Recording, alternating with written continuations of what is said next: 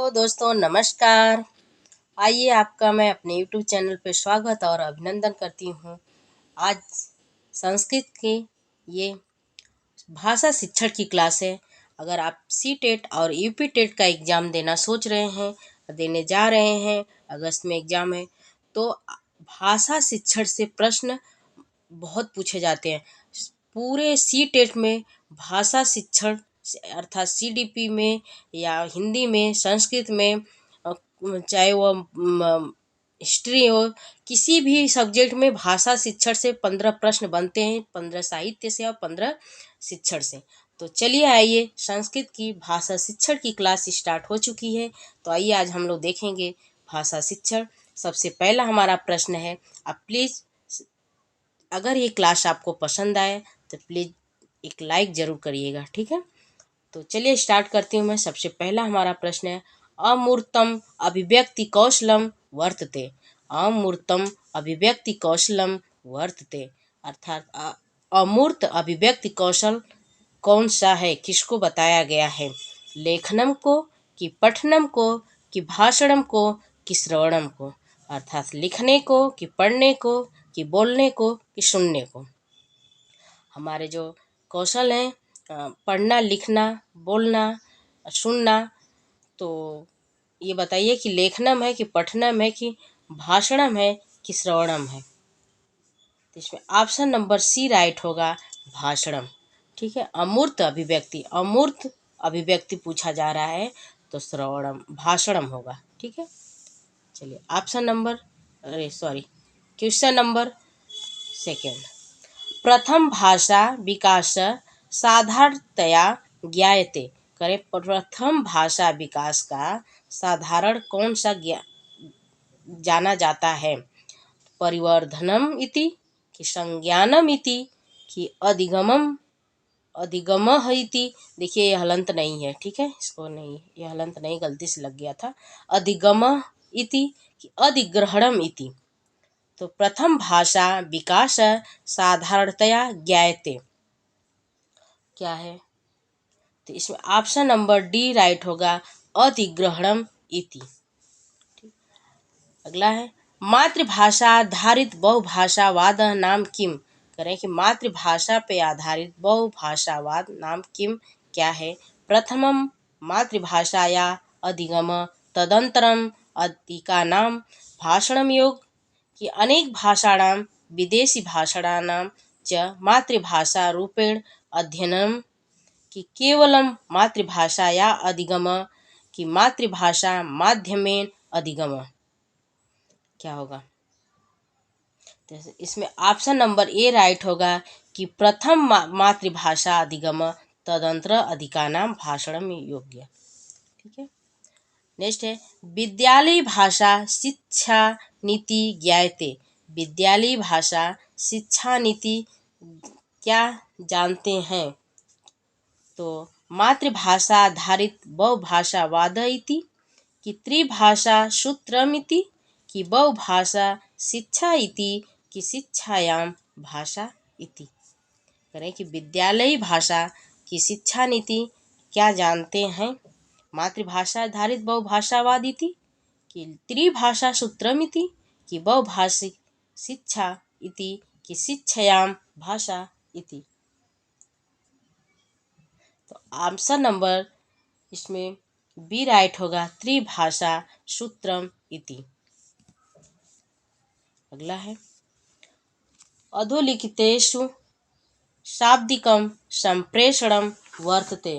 अधोलिखितेषु शाब्दिकं संप्रेषणं वर्तते। मुखेन शंखस्य उद्घोष, कि स्पृष्ट्वा कृतं संप्रेषणं, कि मुख दया अरुचि प्रदर्शनम, कि लेखन्या पत्र लेखनम। करें कि अधोलिखित शाब्दिक संप्रेषण किसको कहते हैं? शाब्दिक संप्रेषण किसे कहा जाता है? मुखेन शंखस्य उद्घोष, कि मुख से शंख का उद्घोष करने पे, तो मुख से शंख का जब उद्घोष करेंगे तो उसमें ध्वनि निकलती है, केवल ध्वनि होती है, शब्द नहीं होते हैं। इस पृष्ठवा कृतम संप्रेषण, कि स्पष्ट बातचीत करने से, कि मुख द्वारा अरुचि प्रदर्शनम, कि मुख के द्वारा अपनी अरुचि का प्रदर्शन करने से, कि लेखन्या पत्र लेखना। तो शाब्दिक जब प्रदर्शन पूछा जा रहा है, शाब्दिक शाब्दिक संप्रेषण, तो लेखन्या पत्र लेखन अर्थात पत्र को लिखना हमारा यह शाब्दिक संप्रेषण कहलाएगा। इसलिए ऑप्शन नंबर इसमें डी राइट होगा। ठीक है, चलिए अगले प्रश्न चलते हैं। सूक्ष्म शिक्षेण शिक्षण चक्र से अवधि भवति, करें कि सूक्ष्म शिक्षण की शिक्षण चक्र की समय क्या होता है। षष्ठ षष्ठ निमेषा, कि पंचदश निमेषा, 6 कि 15, कि 60 63 निमेषा, कि पंचविंशति निमेषा। तो सूक्ष्म शिक्षण की समय अवधि कितनी होती है, तो इसमें ऑप्शन नंबर सी राइट होगा, 36 मिनट होती है। 36 मिनट होती है। इसमें छः चक्र होता है, इसलिए इसको 36 होता है। ठीक है। संस्कृत शिक्षकस्य संस्कृत शिक्षकस्य कर्तव्यम अस्ति, संस्कृत शिक्षकस्य कर्तव्यम अस्ति, संस्कृत भाषा या ज्ञाता। अगर संस्कृत पढ़ रहे हैं हमें, तो संस्कृत की जब हम संस्कृत का जब अध्ययन कर रहे हैं तो हमें ये भी जानना जरूरी है कि संस्कृत का शिक्षक का कर्तव्य क्या होता है। तो संस्कृत भाषा या ज्ञाता है, कि व्याकरण से ज्ञाता है, कि संस्कृत साहित्य से ज्ञाता होना चाहिए, कि सर्वे होना चाहिए। तो संस्कृत का जब शिक्षक हैं तो आपको क्या होना चाहिए, तो इसमें से सर्वे होगा, कि संस्कृत भाषा ज्ञाता होना अर्थात संस्कृत की जानकारी होना चाहिए। व्याकरण, अगर आप संस्कृत पढ़ा रहे हैं तो उसमें व्याकरण की भी जानकारी आपको होना चाहिए, और संस्कृत के साहित्य का भी ज्ञान होना चाहिए, अर्थात ऑप्शन नंबर डी राइट होगा, सर्वे। नेक्स्ट है, संस्कृत भाषा अधिगमनाय सर्व कौशलेषु अभ्यास संभव। संस्कृत भाषा का मोस्ट इम्पॉर्टेंट प्रश्न पूछा जाता है कि संस्कृत भाषा अधिगमनाय सर्व कौशलेषु अभ्यास संभव। संस्कृत भाषा को अधिगमन करने के लिए, सीखने के लिए सबसे अधिक कुशल अभ्यास क्या संभव है, क्या करना चाहिए। चलचित्र, कि संगणकेन, कि पुस्तकेन, कि दूरदर्शनेन, किसके माध्यम से हम बहुत अच्छी प्रकार से अभ्यास कर सकते हैं संस्कृत भाषा का। तो चलचित्र, कि चलचित्र मतलब सिनेमा होना चाहिए, क्या पुस्तक होनी चाहिए, कि संगणकेन, कि कंप्यूटर होना चाहिए, कि दूरदर्शन टीवी होनी चाहिए। बताइए क्या होना चाहिए। तो ऑप्शन नंबर इसमें बी राइट होगा, संगणकेन अर्थात कंप्यूटर होना चाहिए। कंप्यूटर सर्वाधिक उपयोगी भाषा मानी जाती है।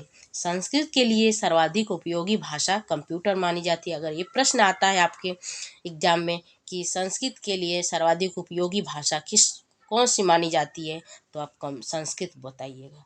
ठीक है। नेक्स्ट है, निम्नांकितेषु साहित्य गतिविधि अस्ति, निम्नांकितेषु साहित्य गतिविधि अस्ति, नाट्याभिनय, कि वाद विवाद, कि संस्कृत गीतम, कि एकांकी नाटकम। कह रहे हैं कि निम्नलिखित में से साहित्य की गतिविधि होती है। नाट्याभिनय, कि वाद विवाद, कि संस्कृत गीतम, कि एकांकी नाटकम। तो ऑप्शन नंबर इसमें बी है, वाद विवाद होती है। छात्रेषु मुख्य रूपेण जिज्ञासा उत्पादते, करें कि छात्रों में मुख्य रूप से पढ़ने के लिए या कुछ करने के लिए कब जिज्ञासा कब उत्पन्न होती है, हम कब उसके अंदर जिज्ञासा को उत्पन्न कर सकते हैं। तो उद्दीपन परिवर्तनेन, की व्याख्याया, कि श्यामपट कौशलेन, कि क्रमणेन। तो करें कि उद्दीपन का परिवर्तन करके, कि व्याख्या करके, कि किसी भी टॉपिक पे हम उसकी व्याख्या एक्सप्लेन करके, कि श्यामपट कौशल का प्रयोग करके, कि उत्प्रेरणो उपकरणें, कि अत्यधिक उत्प्रेरित होने वाले उपकरणों का प्रयोग करके। तो क्या होगा इसमें, तो उद्दीपन का प्रयोग करके, आपने मनोविज्ञान में पढ़ा होगा अधिक मात्रा में उद्दीपन का जब हम परिवर्तन करते हैं तब बच्चा अत्यधिक मात्रा में एक्साइटेड हो जाता है सीखने के लिए, उसके अंदर ये जिज्ञासा उत्पन्न होती है कि अब इसके बाद क्या होगा, अब इसके बाद क्या आने वाला है। ठीक है, तो ऑप्शन नंबर ए राइट होगा, उद्दीपन परिवर्तन। संस्कृतस्य विकासार्थम अष्टदशी योजना व्यूह के केन प्रतिपादित करें कि संस्कृतस्य विकासार्थम अष्टदशी अष्टदशी 18 योजना व्यूह को किन प्रतिपादित किसने प्रतिपादित किया था।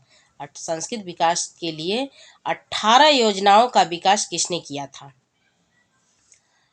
ऑप्शन ए है ताराचंद समिति 1948, कि राम मूर्ति आयोगन 1990 कि एन गोपाल स्वामी समिति 2015 कि नव शिक्षा नीत्या 2020। तो इसमें ऑप्शन नंबर सी राइट होगा। एन गोपाला स्वामी समिति 2015 में 18 योजनाओं को प्रस्तुत किए थे।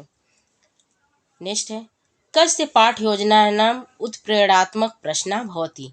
करें कस्य पाठ योजनाएं उत्प्रेरणात्मक प्रश्ना भवन्ति, गद्यस्य पद्यस्य कथाया नाटकस्य।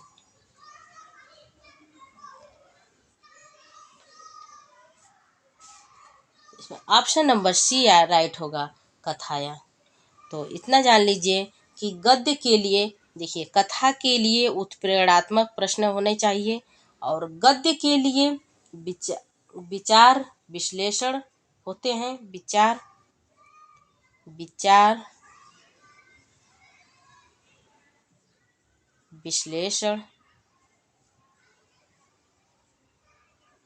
विश्लेषणात्मक प्रश्न होते हैं और पद